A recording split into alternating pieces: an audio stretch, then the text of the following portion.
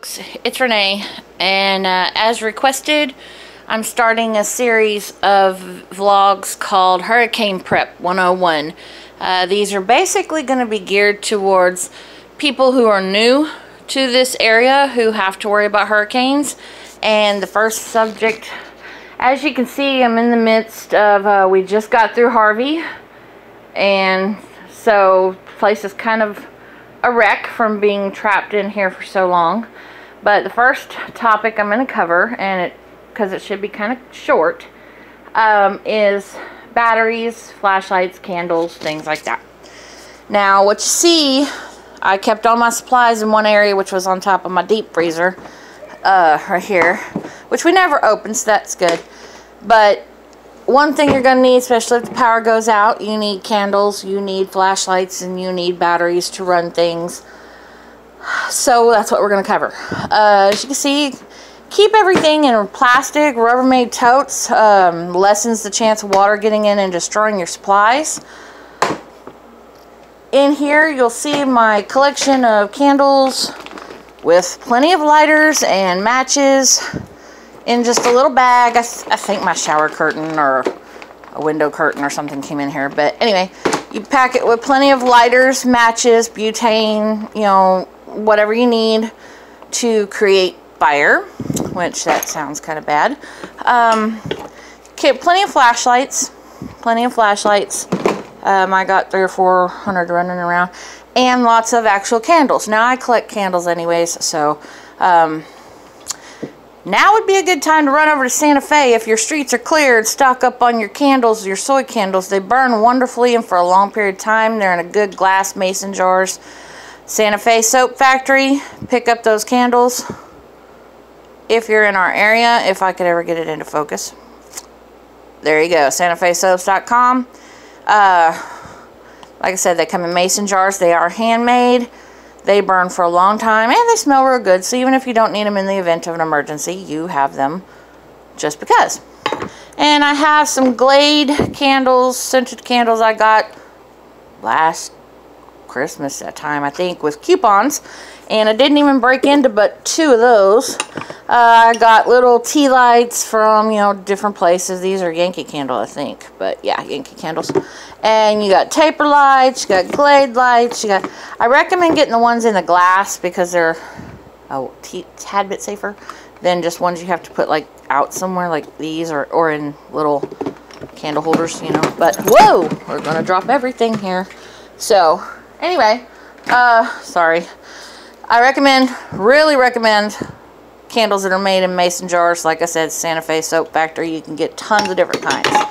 Now, when you're putting your supplies up, okay, you have flashlights. Obviously, you'll unscrew them and put the batteries in.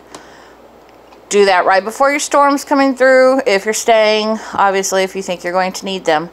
If you don't, and you're putting things back into storage, take your batteries out, because if you forget that they're in there, they're going to burst, and then you're going to ruin the whole entire flashlight.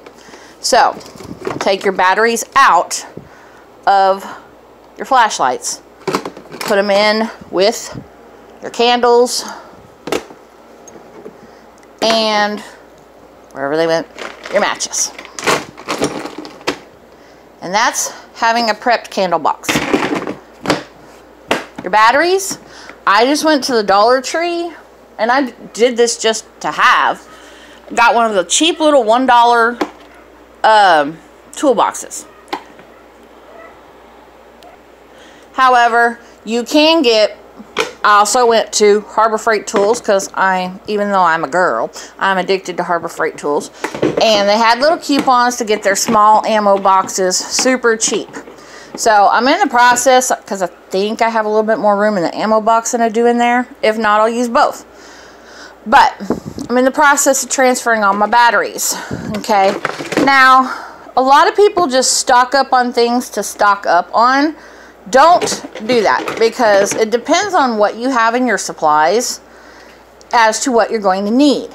Most of my flashlights, my battery operated fans, things like that, use D batteries. So that's what I stock up on the most. I do have other sizes, A's, AA, AAA, you know, C's, 9 volts. I have a little bit of everything, but if you see, my majority are D's because that's what I use. So, I'm going to transfer all of these in here.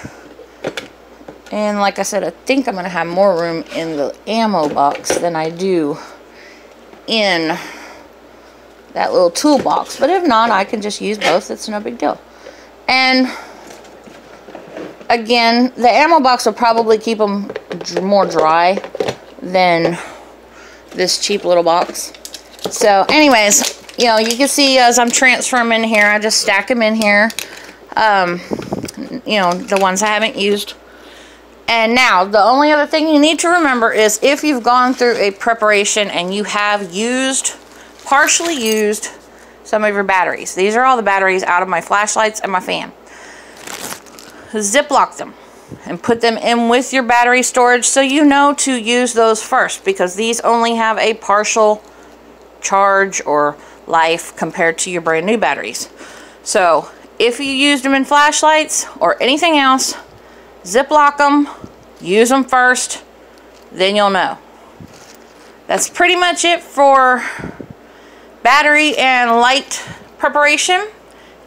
And I hope it gave you some good information. Feel free to comment questions below and I'll do my best to answer them. And we'll see you in the next prep.